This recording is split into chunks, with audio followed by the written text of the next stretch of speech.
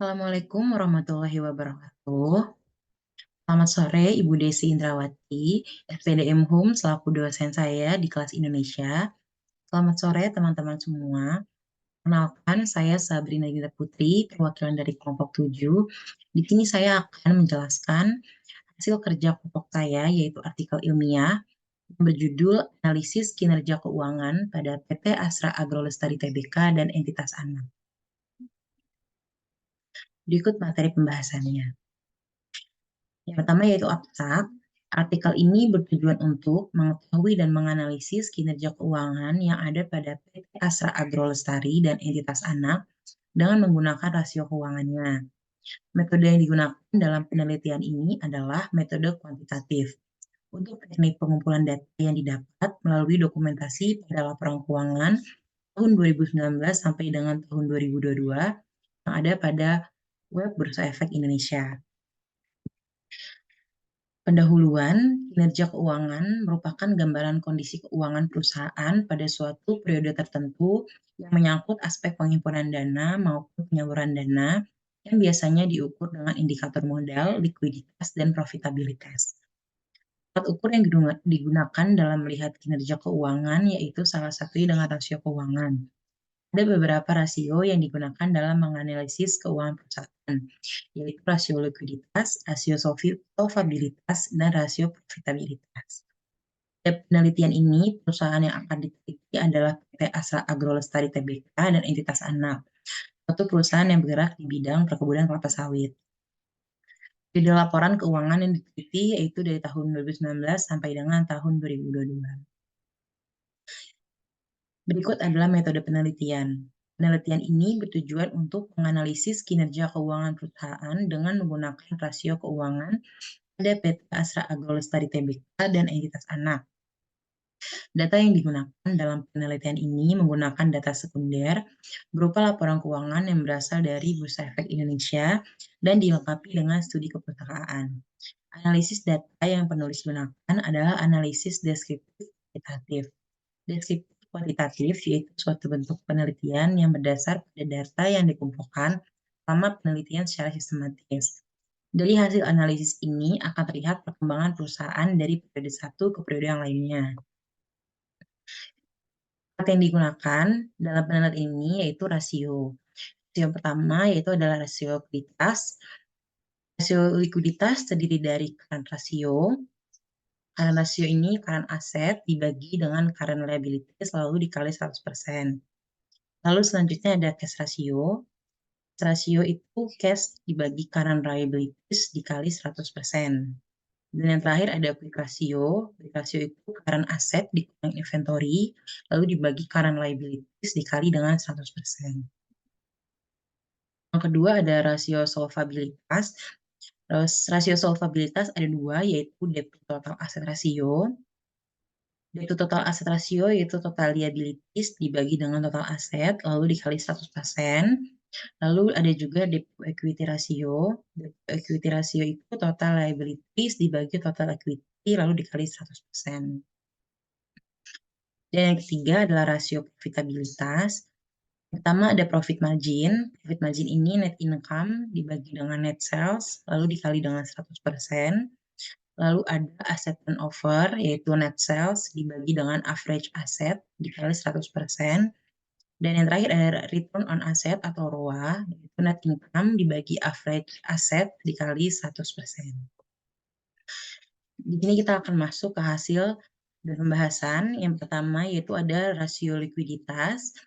Lihat di sini ada tabel 1 yaitu tabel rasio likuiditas dari Astra Agrolestari Tbk dan entitas anak. Pertama ada current ratio pada tahun 2019 mencapai 280%, 2020 331%, 2021 158%, dan 2022 ada 390%. Dengan rata-rata sebanyak 284% yang bisa dikatakan cukup baik. Yang kedua ada cash ratio sebesar 24% di tahun 2019, di tahun 2020 55%, 2021 65%, 2022 79%. Di mana setiap tahunnya ini naik dan bisa dikatakan cukup baik. Yang ketiga ada quick ratio sebesar 159% tahun 2019, 210 pada tahun 2020, 107% pada tahun 2021, dan 2022 sebanyak 201% dengan nilai rata-rata 169% yang bisa dikatakan baik. Di sini ada penjelasannya. Jika kita lihat dari tabel rasio likuiditas di atas, kinerja keuangan PT Astra Agro Lestari Tbk dan entitas anak berada dalam kondisi cukup baik. Rata-rata current ratio dilihat di tahun 2019 sampai 2022 berada di 284%, yang artinya perusahaan mampu dalam memenuhi kewajiban jangka pendeknya dengan menggunakan aktiva lancar yang dimilikinya. Lalu yang kedua, rata-rata cash ratio dilihat dari tahun 2019 sampai dengan tahun 2022 dengan rata-rata sebesar 56%, artinya perusahaan mampu untuk melunasi hutang yang harus segera dilunasi dengan menggunakan kas yang tersedia dalam perusahaan. Lalu yang ketiga ada rata-rata quick ratio dari tahun 2019 sampai 2022 sebesar 169%. Dengan begitu, quick ratio bisa dikatakan cukup baik, artinya perusahaan mampu memenuhi kewajiban finansialnya atas aktiva yang paling liquid. Yang kedua ada rasio solvabilitas. Di sini ada tabel 1, 2 yaitu tabel rasio solvabilitas. Jika kita lihat itu total aset rasio tahun 2019 sebesar 29,6%, 2020 30,7%, 2021 30,4%, 2022 24%. Dengan nilai rata-rata 28,7% yang bisa dikatakan baik.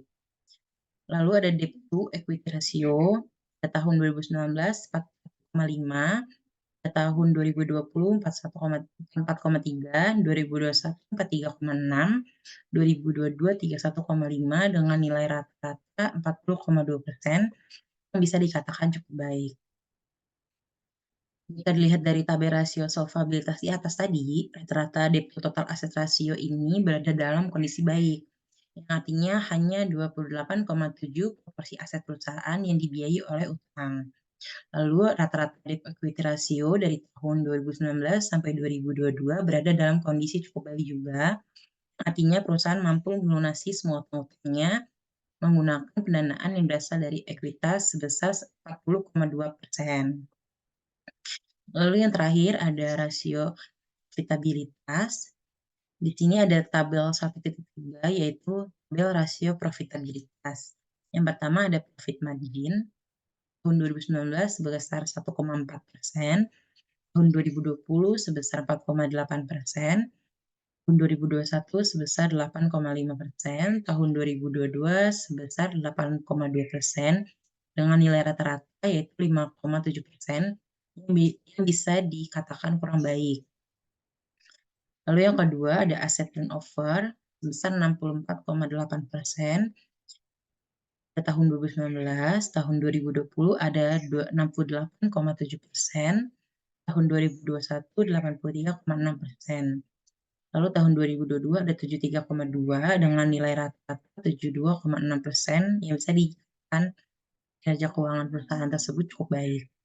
Lalu yang terakhir ada return on asset pada tahun 2019 sebesar 0,9%, 2020 3,3%, 2021 7,1%, 2022 6,6% dengan nilai rata-rata 4,3% yang bisa dikatakan juga kurang baik.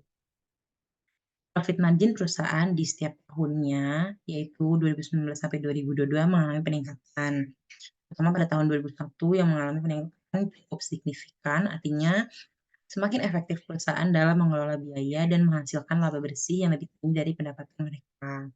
Lalu aset turnover dari tahun 2019 sampai 2022 ada dalam kondisi baik. Artinya sebanyak 72,6% jumlah penjualan yang bisa dihasilkan dari setiap rupiah yang tertanam dalam total aset perusahaan tersebut. Lalu yang terakhir, return on asset dari tahun 2019 sampai 2022 berada dalam kondisi kurang baik. Karena tidak lebih dari 5%, artinya perusahaan dianggap kurang baik karena memperoleh tingkat pengembalian yang lebih rendah atas aset yang diinvestasikan oleh perusahaan.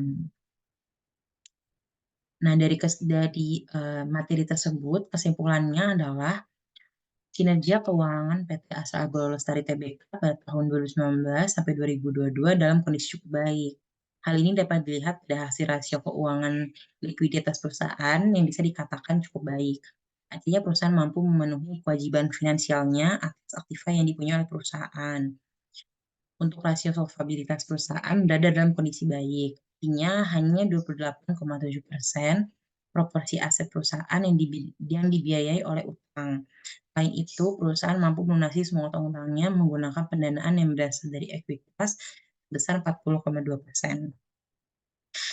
Lalu untuk rasio profitabilitasnya perusahaan, profit margin perusahaan di setiap tahunnya yaitu 2019 sampai 2022 tadi mengalami peningkatan, terutama pada tahun 2021 yang mengalami peningkatan cukup signifikan. Artinya semakin efektif perusahaan dalam mengelola biaya dan menghasilkan laba bersih yang tinggi daripada pendapatan mereka. Namun ROA-nya yaitu return on asset dari tahun 2019 sampai 2022 berada dalam kondisi kurang baik. Karena tidak lebih dari 5%, artinya perusahaan dianggap kurang baik karena memperoleh tingkat pengembalian yang rendah atas aset yang diinvestasikan. Sekian penjelasan dari saya selaku kelompok 7. Terima kasih. Wassalamualaikum warahmatullahi wabarakatuh.